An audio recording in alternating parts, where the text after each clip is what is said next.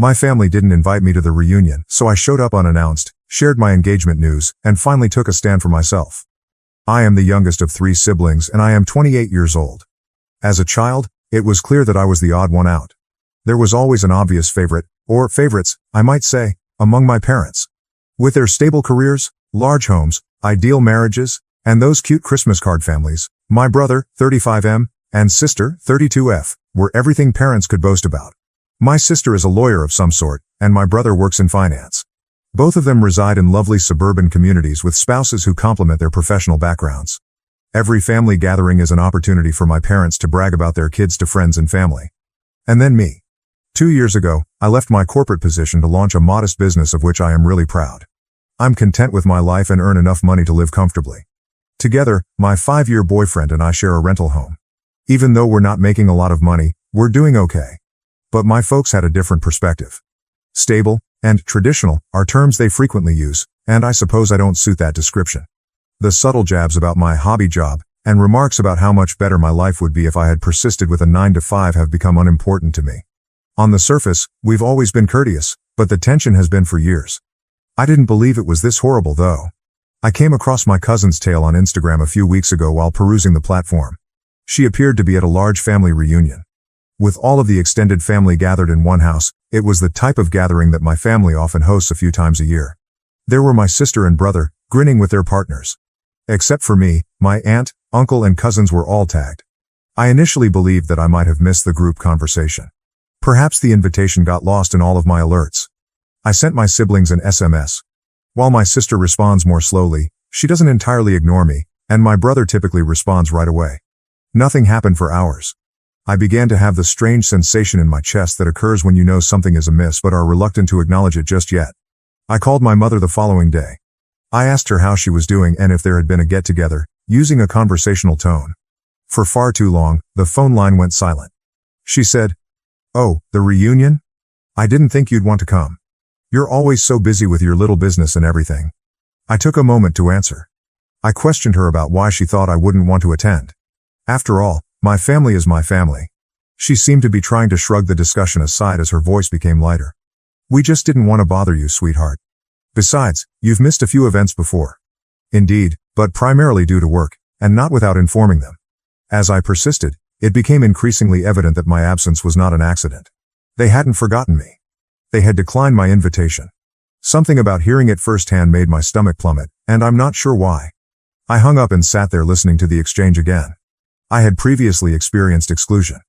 Plans for many of the holidays seemed to center around my brother's or sister's families. I used to convince myself that it wasn't deliberate. Perhaps they didn't consider how I would fit into their plans because I didn't have children or a conventional lifestyle. I was unable to ignore it any longer, though, as I sat in my peaceful kitchen and watched my boyfriend work in the other room. This was intentional. My partner was incensed on my behalf when I told him, "You need to go anyway. They don't get to decide you don't belong there," he replied. He was correct. Why should I allow them to act as though I don't exist?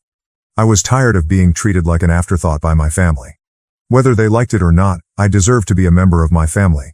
The plan began to take shape at that point. I had been holding on to one card for weeks, and I hadn't played it yet. 2 weeks prior, my boyfriend and I had become engaged. I wanted to do it face to face with the people who should be concerned about my life, but we hadn't notified anyone. Now, though, I had my own motives. I would remind them of my presence if they were considering excluding me from my family. This time, they wouldn't ignore me. I made the decision to arrive without warning. I declined my boyfriend's, bless him, invitation to accompany me. I had to take care of this on my own. We devised a contingency plan, and he agreed to drive up and grab me if things didn't work out. If they didn't want me there, I would arrive and then depart, but not before telling them what I had to say. In order to make it appear as though I had always meant to attend, I prepared a large quantity of snacks to bring with me in the days before. For me, this wasn't about proving myself, even if my partner insisted that I didn't need to prove anything to anyone. I had to be there for myself. I had had enough of fading away because they didn't think I belonged. I promised myself that if I had to leave, I would go, smile, and share my news. Although I had no control on their feelings toward me, I did have influence over how I responded to it. I refused to let them treat me like an outsider for once. Additionally, I would at least have closure if things didn't work out. First update. It took slightly over 3 hours to go to my folks' house. The majority of time was spent on how to appear unimpressed, as if I had simply happened to stop by since, well, I was aware of the family reunion. It seemed a bit ironic given why I was there, but the box of handmade cookies on the passenger seat smelled sweet and soothing. After checking the place twice, my partner assured me that he would be prepared to come get me if I needed a way out. I promised to keep him informed. The house was filled with automobiles parked on the lawn and along the driveway when I eventually pulled there. I inhaled deeply, picked up the treat box, and made my way to the front door. From within came the sounds of music, laughter, and clinking dishes. I stepped through the slightly open door. The noise stopped as soon as I entered. I knew they had all seen me without having to glance up. I sensed dozens of eyes swinging toward me as conversations broke off in the middle of sentences. My mother recovered first. She hurried over, her voice too happy and high. "Oh, you succeeded? How unexpected?" She merely patted my arm and moved away without giving me an embrace. Her eyes did not meet the phony warmth in her voice. There was an uneasy shuffle of movement in the room. People resumed their talks, but things had changed. Before my brother vanished into the kitchen, I saw him and my sister looking at each other across the room. Standing with her husband, my sister gave me a quick look before launching back into a boisterous discussion with other aunts. Across the room, I saw my cousin, the same person whose Instagram tale had given me the hint. Despite her apparent astonishment at seeing me, she nodded and smiled slightly. On the dining table, I set my package of goodies next to a spread of what appeared to be catered cuisine. Nobody even looked at my belongings. It hurt when I heard an aunt whispering to someone by the hallway, "Did they not invite her on purpose?" While I was moving through the room, I slipped by them into the living room after pausing to check my phone. My cousin drew me aside a few minutes later. She lowered her voice and looked over her shoulder. "They didn't think you'd come. Your parents, well, they didn't think you'd fit in here anymore." In spite of her apparent remorse, she said, "Fit in," as if I were a shattered puzzle piece in a family portrait.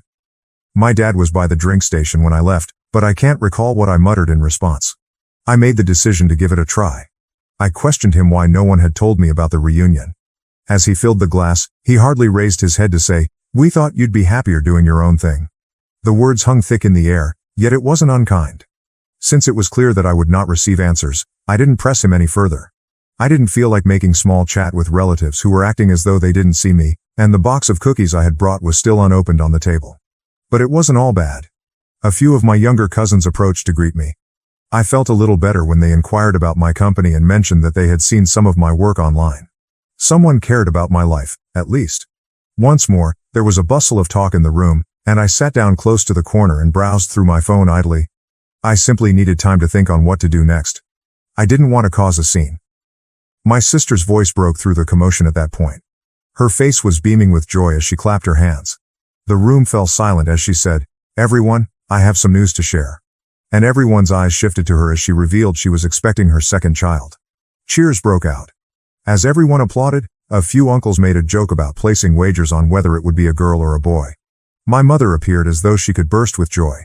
Nobody gave me a sidelong glance. As I stood there, I heard the laughter and congrats. I seemed to have vanished once more. As usual, the same motif. The fact that I was present was irrelevant. The fact that I had arrived even though I hadn't been invited didn't matter. They would always treat me like an outsider and glorify my siblings. Something broke inside of me. I'm not sure if it was my dad's departure, the rumors I had heard, or the fact that my cookies were still unopened. Perhaps it was everything.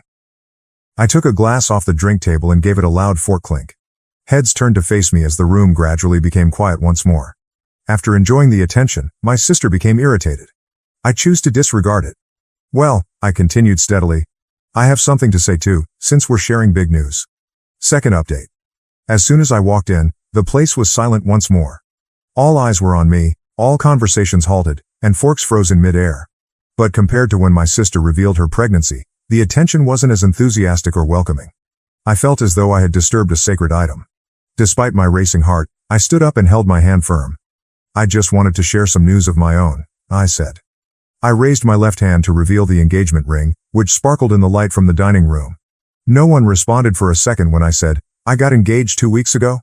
The silence was then broken by a few dispersed claps. From the side of the room, my little cousins, God bless them, cheered me on. The rest of the room remained motionless, as though they were still processing it, but a courteous uncle gave a nod of assent. Before forcing a faint smile, the kind she typically saved for strangers, my mom's face fell. "Why didn't you inform us earlier?" Her voice sounded more like an accusation than one of enthusiasm or inquiry.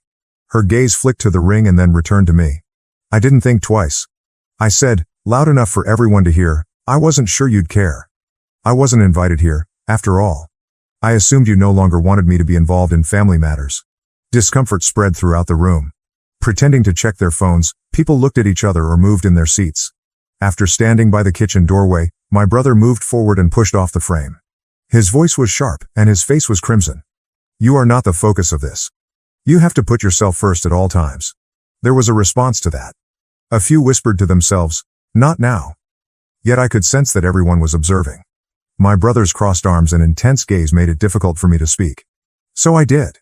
"Really?" I shot back. "You all seem fine without me, but I don't remember getting an invitation to this little party. My engagement is as significant as the news of anybody else." The room became silent once more at that point. My sister refused to look at me since she was still blushing from her own news. My mother's courteous facade was beginning to crumble, and her face changed to one that was more recognizable. Annoyance. I saw her take a breath, likely to speak, but before she could, a voice broke the silence. One of my relatives remarked, "She has every reason to be angry." Her arms were folded as she sat close to the couch's edge. "What did you expect if you didn't invite her? That she would simply remain silent indefinitely?" Some people turned to look at my cousin. From the dining table came another voice. "Yes, it's not as though she's incorrect." I sensed a change for a split second. Although it wasn't much, it was sufficient. The fissures were visible. My mom shifted the topic, as she always does when she's cornered, likely understanding she was losing control of the situation. "Well, let's not forget how exciting it is that your sister is having another baby," she remarked, bringing a smile back to her voice. "The family is thrilled to hear that." There was a deflection, so clear. She was unable to give me this moment, not even for a brief moment. Immediately, the focus returned to my sister, who grinned broadly and thanked everyone once more for their congrats. My brother gave me a cocky grin like he was saying, "See? I was done." I took my phone out of my pocket and texted my lover, "Come get me," without uttering a word. I wasn't going to stay any longer than absolutely necessary. I picked up my handbag and made my way to the front entrance. Two of my younger relatives hurried after me, apologizing and inquiring as to where I was going. One of them hugged me and whispered, "You don't deserve this?" I returned the hug and assured her that I would be all right. It wasn't loud, but it was loud enough to hear my dad murmur, "Drama queen," from the side of the room as I was putting on my coat. I hesitated for a moment, but I didn't look back. Rather, I opened the door and went outdoors. The cool air cleared the heaviness in my chest and struck me like a jolt. One of my relatives came running out after me before I had gone halfway down the driveway. Her shoes crunched on the gravel as she jogged to catch up. "Hold on," she yelled. I paused and looked at her. She appeared embarrassed, almost as if she was at a loss for words. "I apologize," she blurted. "For everything." It was courageous. "In there you defended yourself. That was not how you should have been treated." I swallowed the lump in my throat and nodded. I managed to say, "Thanks." Perhaps someone from inside asked what I was doing when her phone buzzed in her pocket. She rushed back toward the house after giving me one final pitying glance. After a few minutes, my boyfriend's vehicle arrived. I buckled my seatbelt, threw my purse on the seat and got in. I started crying as soon as I sensed the car moving. The tears flowed quickly and forcefully, like if I had been suppressing them for hours. My guy simply reached over and squeezed my hand without saying anything. As the trees beyond the window blurred by, I let it all out. The sobbing had subsided into soft sniffles by the time we drove onto the main road. Although I still felt raw and ashamed, there was also relief behind all of that. I hadn't just let it happen for the first time. I had raised my voice. Even if they didn't want to, I forced them to see me. Third update. At first, the only sound on the drive home was the hum of the road. As my fiancé drove, I gazed out the window, mentally reliving every moment of the recent reunion. I eventually opened up, discussing my brother's teasing, my dad's remark about my being a drama queen, my mother's disregard for me, and how my sister's pregnancy announcement had been the last straw. It all spilled out. With his palm resting on the gear shift, my fiancé listened and occasionally nodded. "You did the right thing," he added, looking over when I was done. "They have no right to declare you unimportant. We will proceed without requiring their consent." It was helpful to hear, yet I remained silent. My phone buzzed as we got close to home. I looked down. The cousin who had followed me out of the gathering had left me a message. "You were correct. For a long time, your parents have been discussing you behind your back." I straightened my posture. There was more to the message. "I apologize, but you must understand this. Your mother told everyone that your lack of a steady career makes you a disappointment. Additionally, she stated that your sister's announcement is far more significant than your engagement. It didn't seem fair to me. In an attempt to comprehend the words, I read them twice. I was still looking at the screen when I received a second message, this one containing screenshots. It came from a family catch-ups group chat, of which I had obviously been excluded. My mother's name was prominently displayed in one of the screenshots. I'm not sure why she would want to attend anyhow. She constantly makes things about herself and does her own thing. Giving up a real career to pretend to be a business owner? So self-centered. If nothing else, sister is leading a life of which we may be proud. My chest constricted. The subsequent screen grab was even worse. Since I didn't want her to show up and ruin the day with a dramatic story about her engagement, I honestly didn't notify her about the reunion. Who cares? She's not getting married first, after all. When the television came back to life, I sensed my fiancé looking at me. What is it? He inquired. Proof, I muttered. I was still gazing at the screenshots when we arrived home. I entered my family group chat, which I had been kicked out of years ago and was only periodically added back in for important updates, and added myself back in. I wasn't sure if this was because I was angry, wounded, or incredulous. I sent the screenshots as soon as I noticed my name appeared in the chat. Just those receipts for everyone to see, nothing else. I typed, "Is this how you truly feel about me?" a few seconds later. I suppose I ought to have remained forgotten at that time. Setting my phone aside, I waited. It was not long before the responses began to pour in. First to enter, my brother said, "This was private. You're blowing things out of proportion and being dramatic as usual." My sister then asked, "What did you anticipate would happen if you shared this? For no apparent reason, you're making things worse. Give it up." Their texts appeared like fast fire as I watched them type one after the other. Before my mother's name was ultimately displayed, I gave them a minute to vent. Compared to the others, her message was longer. Those remarks were misconstrued. "I don't like you creating all this needless drama, and you're reading too much into things. You've been overly sensitive all along. Taken out of context?" I scribbled a response as I took up the phone once more. "I'm offended because this is not how any parent should discuss their child. This is your opinion of me, even though I wasn't invited to my own family's reunion?" My dad's name showed up in the chat for the first time, but he only typed a scene tag beneath my message instead of typing anything. I didn't stay to finish reading it. I threw my phone onto the couch and placed it on silent. Sitting beside me, my fiancé drew me in. However, my phone buzzed once again shortly after. One of my aunts sent me a private message saying, "I had no idea that any of this was going on. I sincerely apologize for the treatment you received. You're worthy of better." Another reply arrived a few minutes later, saying, "We're proud of you for standing up for yourself. Nobody should be able to convince you otherwise." Although it wasn't much, it gave me hope that I wasn't going insane. I wondered for a long time if I was exaggerating. As my mother used to say, I might have been overly sensitive. However, I now had evidence, and a few supporters, at the very least. My phone rang just as I was beginning to believe that the worst was past. The name of my sister appeared on the screen. I nearly didn't respond, but I did.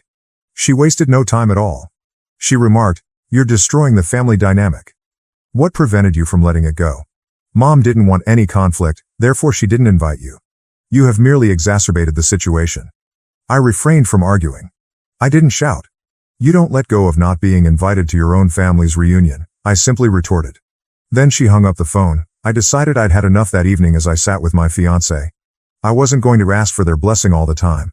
A family who obviously didn't want me around was not someone I was going to pursue. I have to back down for my own mental health. The group chat was erased by me. My sister's number was blocked by me. And I allowed myself to give up for the first time in years. If love wasn't offered freely, I wouldn't beg for it. Update 4. My phone called out of the blue a week after the repercussions from the family group chat. I froze after taking a quick look at the screen. It was my father. For background, I didn't get many calls from my dad. Never. I was astonished to see his name appear because he mainly left family affairs to my mom. I considered leaving it on voicemail, but my curiosity won out. I took it up. He initially only made the customary awkward small talk. After a lengthy silence, he finally stated that he wanted to clarify the reunion. He spoke in a rigid, nearly practiced voice. He maintained it wasn't intended to harm me and referred to it as a miscommunication. I hadn't heard anything like an apology from him in a long time. I didn't give him a pass. I inquired as to why I hadn't been invited earlier. After struggling to find the right words, he finally said, "It wasn't intentional." I told him that didn't make sense since how can it be an accident to forget to invite your own child? I persisted, reminding him that my mother's own remarks in the group chat demonstrated differently, but he didn't respond. A second too long, the silence lingered, and then he broke. Quietly, he acknowledged, She believed it would be better that way. Your mother did not wish for any conflict. That's when I heard it. My mother's voice, followed by a slight background rustle. She must have been using the speakerphone to listen in because she abruptly interrupted the conversation. She answered abruptly, "I'm here too." As though I had called her somehow. The waterworks then began. She accused me of attacking her and making the family feel ashamed by publishing the screenshots, but her voice faltered. She claimed that I, not she, was the source of the issues. She claimed that I had made everything public only to cause her embarrassment and trouble. I didn't shout or argue. I spoke steadily and assured her that I was only seeking the truth and wasn't making any personal attacks. After hearing what was going on, my fiancé, who had been sitting close by, approached. It was enough to ground me when he placed a hand on my shoulder and muttered, "Don't let them twist this." My mother's tone altered when she saw that I wasn't going to back down. After giving a loud sniff, she continued, "You only announced your engagement at the reunion to steal your sister's spotlight," which almost made me laugh aloud. I didn't think twice. Calmly, I informed her that, like my sister, I had every right to share good news about my life. No one was in competition with me. I informed her that none of this would have occurred if I had been invited in the first place. I could tell I had touched a nerve by the quiet that ensued. She chose to play the victim, which is her favorite approach, rather than admit anything. "It might be better if you don't attend family gatherings at all if you can't forgive us and move on," she remarked forcefully. And there it was, the final command. I remained calm. I refrained from crying. I simply exhaled and answered, "If that's how you feel, then fine," before hanging up. I sat there looking at the phone in my hand for a minute. My fiancé took a seat beside me and waited silently. I told him everything that had transpired, including my mom's accusation and ultimatum, as well as my dad's hesitant apology. "They're showing you exactly who they are," he continued, nodding. I lay in bed that night and gazed up at the ceiling. I kept replaying the phone call in my head. More than that, though, I began to reflect on all the events that had preceded this. I reflected on the holidays I had spent by myself since my siblings' families came first. My parents' constant comparisons of my unstable career to my brother's corner office and sister's work at the law company. The understated appearance. The contemptuous remarks. This was where it had all been leading. As I laid there, I came to the realization that I didn't deserve this. I wasn't worthy of fighting for meager affection or acting as though nothing was wrong. My siblings would always come first, as my family had often demonstrated to me. For the first time, I made the decision to stop pursuing those who made me feel inadequate.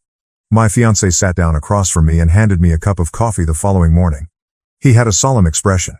He remarked, "I've been thinking. How about hosting our own engagement celebration? Something modest, just those who genuinely stand by us." The concept sounded odd at first. I hadn't even considered celebrating without my family because they had been my default for so long. However, it made more sense the more I about it. Why should I continue to expend my energy on indifferent people? People that loved us for who we were, not who they wanted us to be, were the ones I wanted to celebrate this milestone with. After the reunion, we had a list of friends, my fiancé's family, and a couple of cousins who had gotten in touch with me privately. They all agreed that I was deserving of better treatment. I made the decision to focus on the folks who came to me unconditionally and let go of the things I couldn't control. I kept this celebration a secret from my parents and siblings. I was tired of trying to mend something that had been damaged for years and realized that it would only lead to more turmoil at this point. I was not going to plead for their affection or acceptance for the first time in my life. I had given up trying to find a family that didn't recognize me.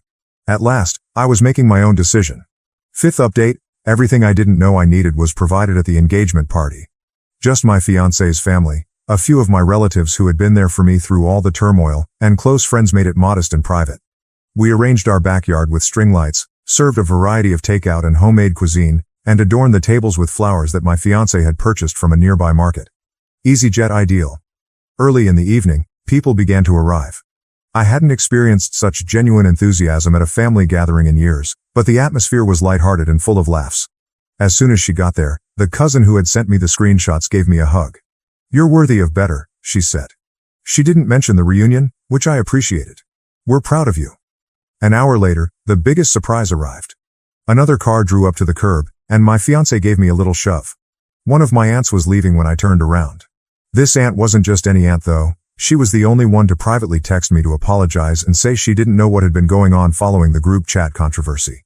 She was unexpected, but there she was, smiling warmly and holding a modest wrapped gift. As she entered the yard, she added, "I hope it's okay that I came." She gave me a hug, and for a second I was speechless. "I wanted to see you both and say congratulations in person." I simply nodded and opened the door for her. It meant more to me than words could express to have her there. The folks who came through for me without reservation were more important than the statistics. Throughout the evening, my fiancé made a toast. The audience became silent as he lifted his glass.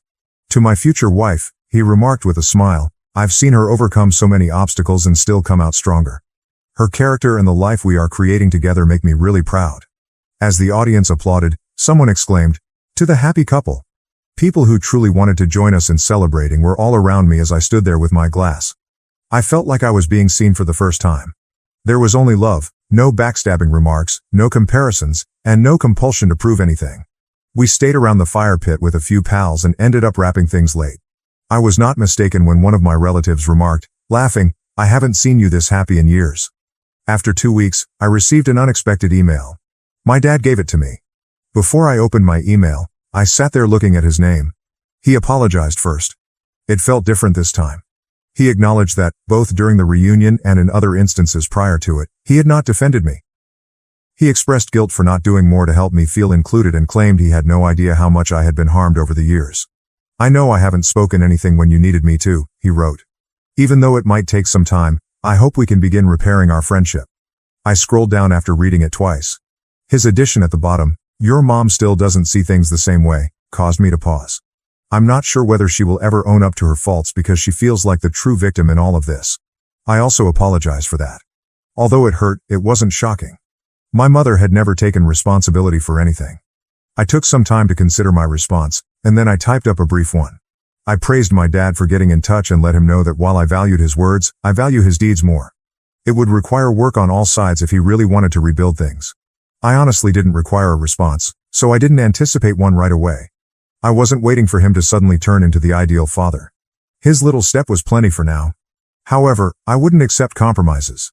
I refused to put myself back in a situation where I didn't feel appreciated. Naturally, my sister couldn't help but stir things up. A few days later, I came upon one of her passive-aggressive Facebook posts.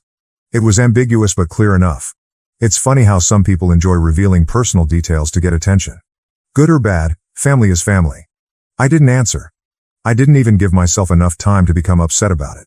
After blocking her, I simply went on.